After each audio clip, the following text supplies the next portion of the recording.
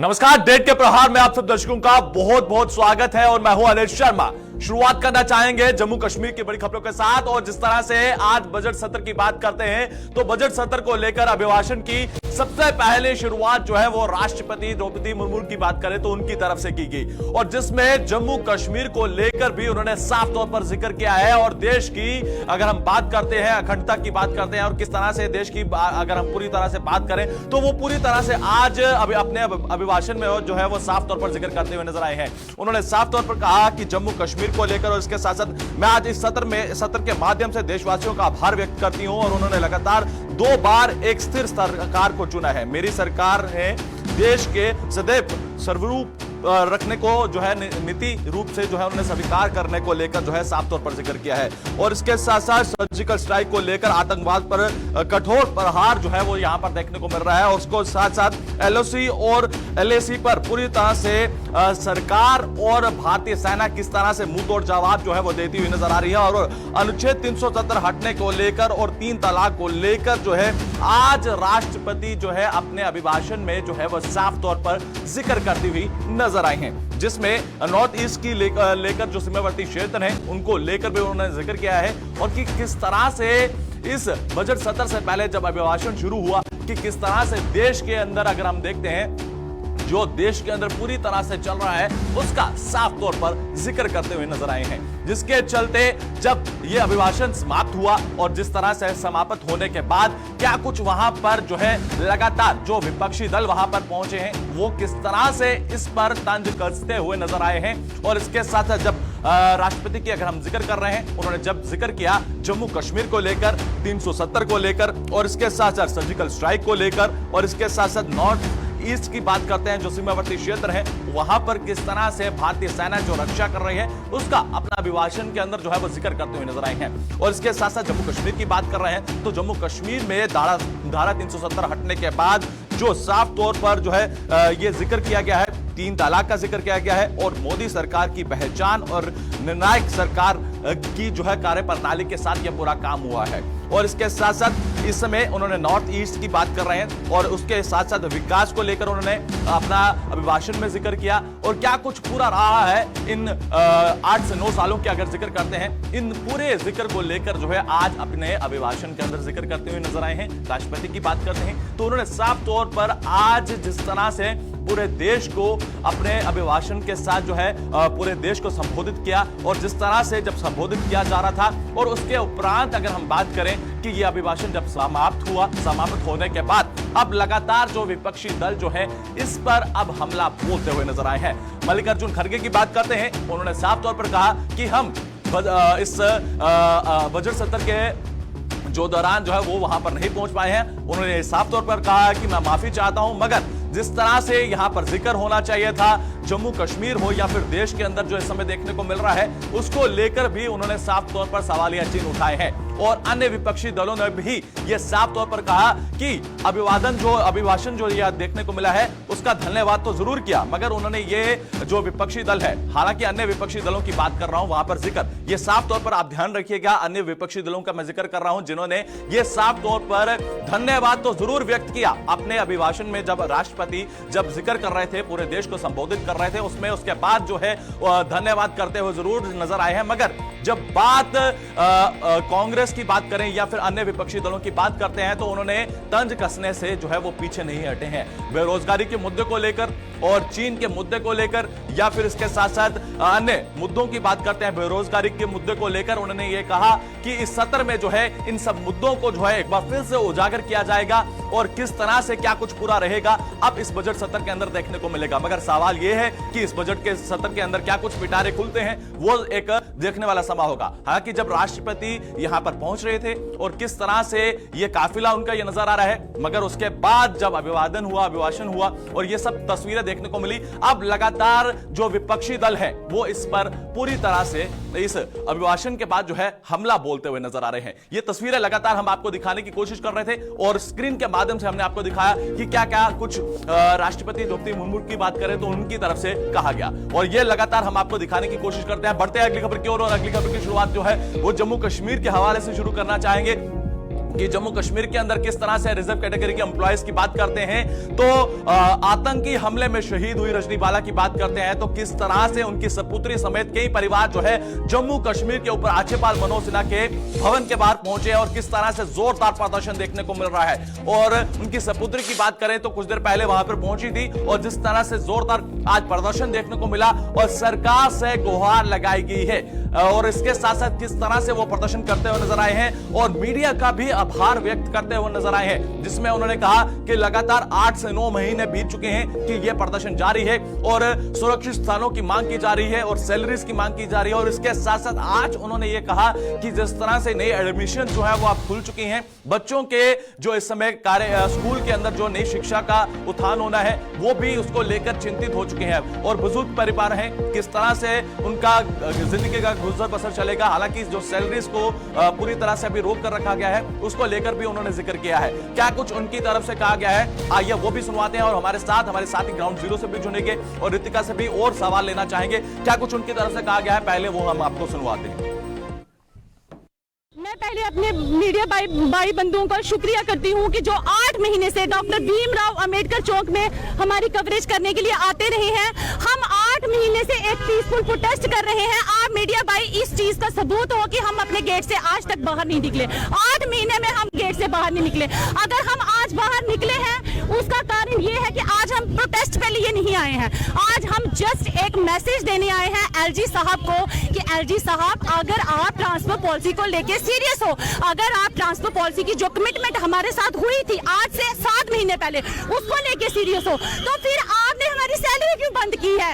Salary release कीजिए। ये बच्चे कहाँ जाएंगे? ये बच्चे वहाँ के स्कूलों में पढ़ते हैं, इनको मैं कहाँ हमें एडमिशन करवाएं? इन बच्चों को हमने किन स्कूलों में एडमिशन करवानी है? क्योंकि जम्मू में यहाँ एडमिशन खुल चुकी है, फैब में यहाँ एडमिशन खुल जाती है। अगर आप ट्रांसफर पॉलिसी आज की आज बनाते हो इन बच्चों को हम एटलीस्ट इनका ये सेशन जाया नहीं होगा। पिछले 3 साल ये ऐसे ही घर में पड़े हैं। अब इनके बारे में सोचा जाए। अब हमारे बारे में मत सोचिए, आप हमारे बच्चों के बारे में सोचिए, हमारे बूढ़े माँ बाप के बारे में सोचिए कि हमारी जो सैलरी है सिर्फ हमारा अधिकार नहीं है। हमारी सैलरी से हमारे बच्चे पलते थे, हमारे बूढ़े माँ बाप पलते थे। तो सैलरी 8 महीने से बंद की, हम तो भाई ऐसे भी मर रहे हैं। तो कश्मीर की सिचुएशन किसी से नहीं छुपी हुई है। वहाँ टारगेट किलिंग हो रही है, हमारे नाम लिख लिख के खत निकाले जा रहे हैं कि यहाँ आओगे तो मार दिए जाओगे। हम वहाँ किराए के घरों में रहते हैं, हमें बताया जाए कि हम कहाँ जाएंगे। आप कहते हो कि ट्रांसफर पॉलिसी की जो कमिटमेंट हुई है उस पे काम हो रहा है। अगर ट्रांसफर पॉलिसी पे काम हो रहा है हम उम्मीद करते हैं कि आप ट्रांसफर पॉलिसी को लेकर सीरियस हो। सिर्फ हमें यह बताइए कि फिर सैलरी आपने क्यों बंद की है? सैलरी तो आपको रिलीज करनी चाहिए थी। अगर आप किसी काम को लेकर सीरियस हो, ट्रांसफर पॉलिसी को लेकर सीरियस हो तो फिर आप सैलरी को रिलीज करें। सैलरी के बिना हम क्या करेंगे हमें बताया जाए। हम तो ऐसे भी मरेंगे, ऐसे भी मर रहे हैं। मेरा नाम अंजना बाला है।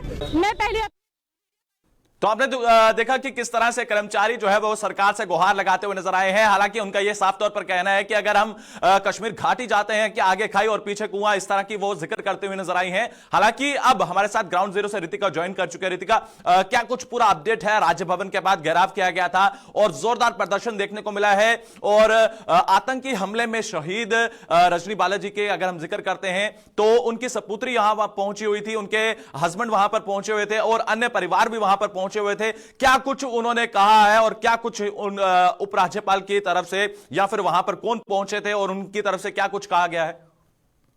जी अनिल, आपको बता देना चाहते हैं कि all Jammu based reserve category employees जो कि पिछले 7-8 महीनों से लगातार प्रदर्शन करते हैं, वो तमाम एम्प्लॉइज आज एलजी मनोज सिन्हा तक अपनी आवाज पहुंचाने के लिए चलकर राजभवन की तरफ रुख किए हुए थे। और वहीं पे बहुत ही दुर्भाग्यपूर्ण है रजनी बाला जो कि जिनकी जो टारगेट किलिंग की गई थी तब का देश होया था और आज उन्हीं की बेटी और उन्हीं के हस्बैंड को इंसाफ के लिए, उनके लिए इंसाफ के लिए आज इसी प्रोटेस्ट का हिस्सा बनना पड़ गया। यानी कि यहाँ की स्थितियां क्या कुछ बनी हुई है यहीं से पता चलता है। जिनके लिए बड़े बड़े वादे किए गए थे, जिन्हें शहीद का दर्जा देने की बात की गई थी, उनका नाम आज तक शहीदों की लिस्ट में नहीं आ पाया है। ना ही उनके परिवार को कोई ऐसा रिलीफ मिला है कि वो लोग आराम से सुकून से अपनी जॉब को भी कंटिन्यू करते और आम जनता जितने भी एम्प्लॉइज प्रदर्शन करे, ना ही उनकी कोई समस्या का समाधान अभी तक मिल पाया है। रितिका, क्या लग रहा है कि जम्मू कश्मीर के उपराज्यपाल मनोज सिन्हा उनके निवास स्थान पर पहुंचे थे और वहां पर संदेह पूरी तरह से हमने देखा था कि किस तरह से वहां पर संवेदनशील तरीके के साथ जब वहां पर पहुंचे तो वहां पर किस तरह से परिस्थितियां रही थी,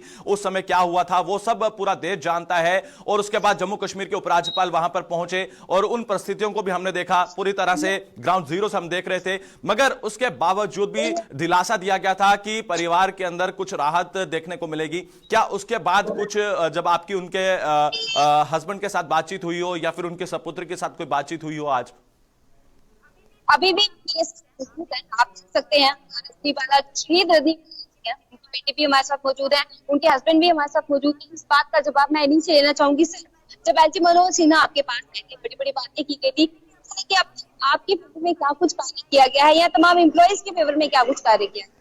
इतना बड़े रजनीवाला शहीद हुए आज पूरे 8 महीने आज का, लेकिन ये बड़े अफसोस की बात होती है कि जिसके साथ ये हादसा हुआ होता है, जो होता है उसमें इतनी हिम्मत नहीं होती है कि वो ये चक्कर लगा सके, सेक्रेटरी यहाँ कह सके कि हमें वो जो मांगे थी वो पूरी करो या ये चाहिए। ये सरकार को खुद ही चाहिए होता है कि वो खुद विक्टिम के पास आए और उनसे पूछे, जो भी उनकी प्रॉब्लम है उसको हल किया जाए, जो भी उनकी मांगे हैं उसको हल किया जाए। लेकिन ये बड़े अफसोस की बात है और हमारे लिए बड़े दुख की बात है। हर बार हमें 8 महीने बहुत, जबकि क्या थी मांग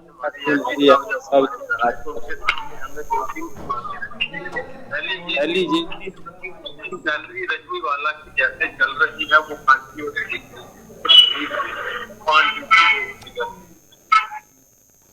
वैसे नहीं हुई है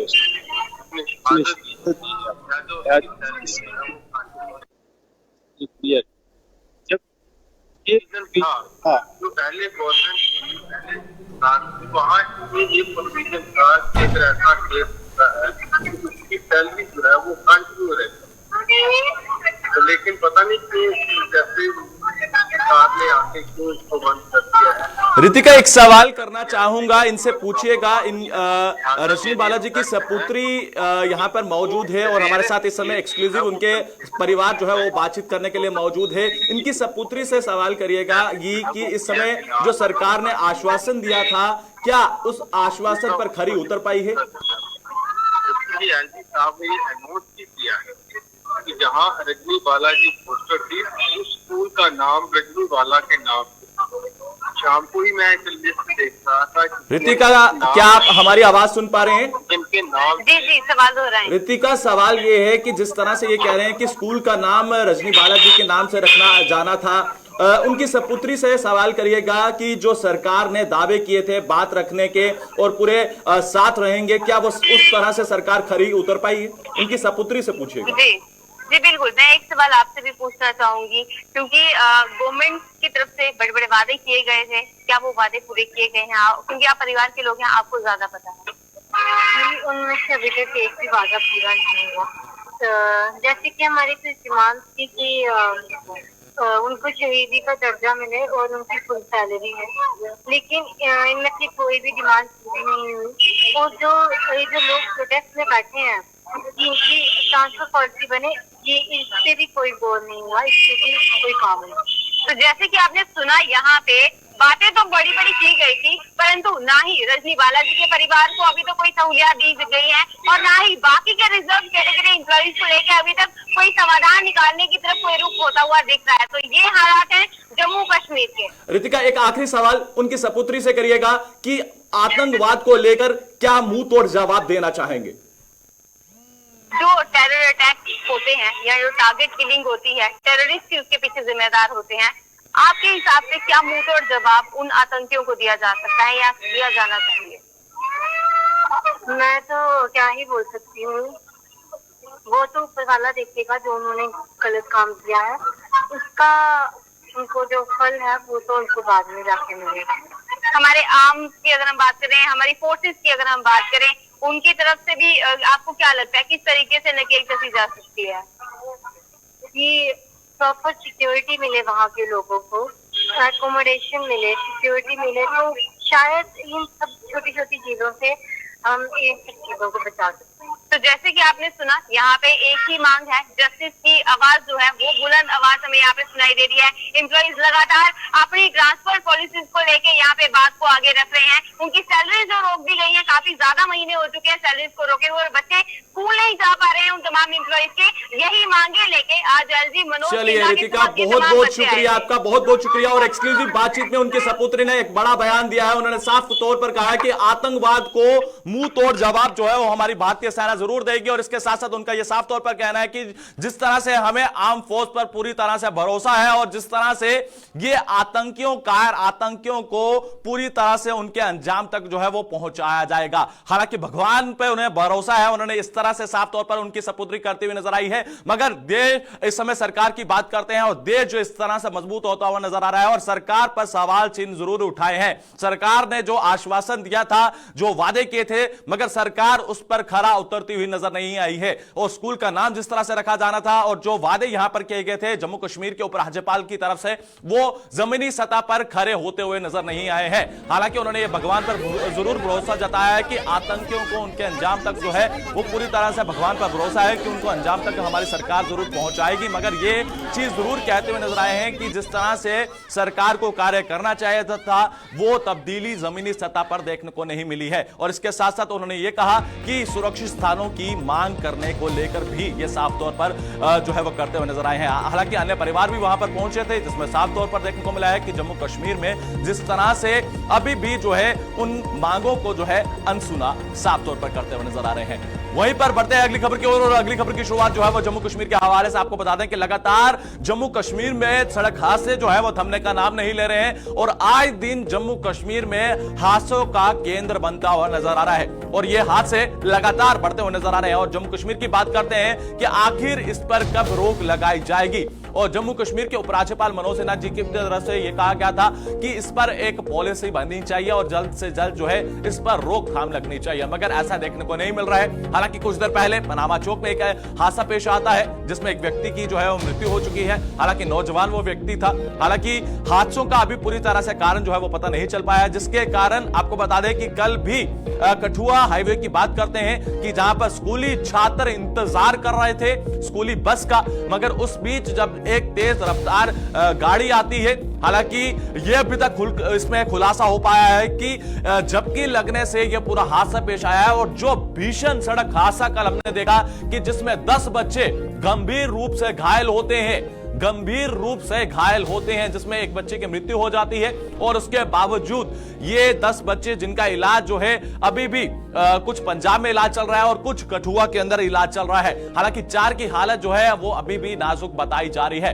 हम भगवान से प्रार्थना करते हैं कि वो सब ठीक होकर जो है सकुशल जो है वो अपने घर वापस लौटे, मगर वहीं पर एक बच्चे की उसमें मृत्यु हो जाती है। और उसके बावजूद नगरोटा की बात करते हैं तो नगरोटा में भी वहां पर एक सड़क हादसा पेश आ जाता है जिसमें एक व्यक्ति की मृत्यु हो जाती है। और जिस तरह से लगातार जम्मू कश्मीर में आए दिन जो है वो हादसों का केंद्र बनता हुआ नजर आ रहा है। और प्रशासनिक की बात करते हैं, ये नगरोटा की तस्वीरें, इससे पहले आप कठुआ की तस्वीरें देख रहे थे और जो कल नगरोटा में सड़क हादसा पेश आया है ये तस्वीर वहां की है। और परिवार क्या कुछ कहता हुआ नजर आ रहा है वो भी हम आपको सुनवाते हैं।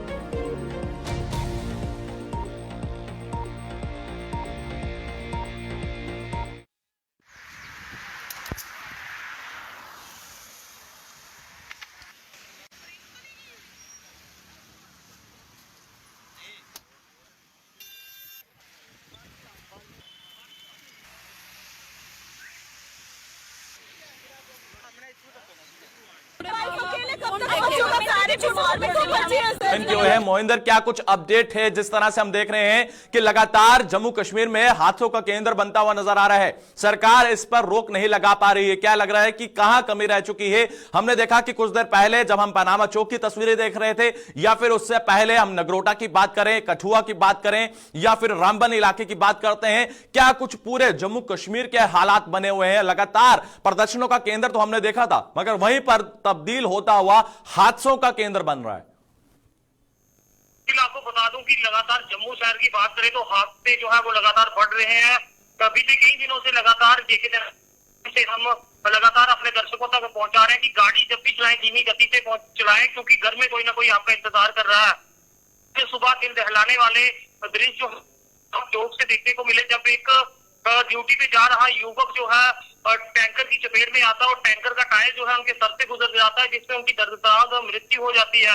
तो कहीं ना कहीं हादसों पे अब लगाम लगाने का समय आ चुका है और जिस तरह की गाइडलाइंस अब आरटीओ को लेके बन रही है कि अब टेस्ट, जब तक आप ड्राइविंग का टेस्ट अच्छे तरीके से पास नहीं करते तो आपको गाड़ी जो है वो नहीं दी जाएगी। तो कहीं ना कहीं सुधार होगा। आजकल देखने को मिलता है कि युवकों को गाड़ियां मिलती हैं और वो तो उसे लेके रोड पे निकल जाते हैं, तो कहीं ना कहीं हादसों में बढ़ोतरी जो है वो लगातार बढ़ रही है। जी मोहिंदर, क्या लग रहा है कि जिस तरह से आप पनामा चौक की जिक्र कर रहे हैं, इससे पहले हमने कठुआ का इलाके की तस्वीरें देखी कि कल जो दर्दनाक तस्वीरें देखने को मिली हैं, हालांकि स्कूली छात्र यहां पर बस का इंतजार कर रहे थे और नगरोटा में एक व्यक्ति जब रोड को क्रॉस कर रहा होता है वहां पर तेज रफ्तार गाड़ी आती है, हालांकि अभी तक उस गाड़ी का पता नहीं चल पाया है।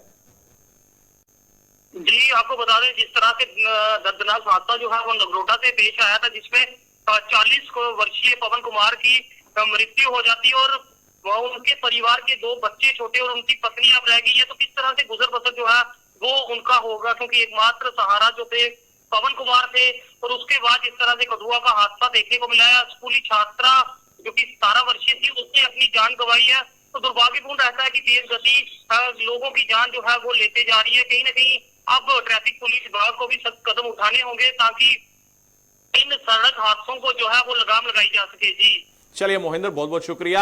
तो आपने देखा कि मोहिंदर हमारे साथ ज्वाइन किए हुए थे और लगातार हमने देखा कि जम्मू कश्मीर की जो तस्वीरें क्या कुछ यहां पर बनती हुई नजर आ रही हैं। सरकार को इस पर रोकथाम लगाने के लिए जो है कड़े निर्णय लेने होंगे और इसमें ट्रैफिक विभाग का भी सहयोग चाहिए है। ट्रैफिक विभाग के साथ साथ यहां पर आम जनता का महत्वपूर्ण हो जाता है कि सहयोग बहुत ज्यादा जरूरी है। और आम जनता की बात करें तो आम जनता का सबसे पहला दायित्व बनता है कि जो अगर आप गाड़ी चला रहे हैं या फिर बाइक चला रहे हैं या कुछ भी अन्य वाहन चला रहे हैं तो आप अपनी जो रफ्तार है उसे धीमी रखें, सीट बेल्ट पहने, हेलमेट पहने, पूरी तरह से जो नियम है उनका पालन करें। और जो नियमों का पालन नहीं करते हैं तो उसका चालान भी जो है वो हम देखते हैं कि ट्रैफिक विभाग किस तरह से काटते हैं। मगर उसके बावजूद भी ये इस तरह से हादसे जो है वो पेश आ रहे हैं और यहां पर सरकार को जरूर रोक लगाने के लिए जो है खड़े जो है वो ठोस कदम उठाने होंगे। मगर यहां पर इस तरह से देखने को नहीं मिल रहा है। और कल भी हमने देखा कि इस तरह से स्कूली जो बच्चे थे इंतजार कर रहे थे स्कूल बस का, उसके बावजूद जो एक बड़ा सड़क हादसा पेश आता है,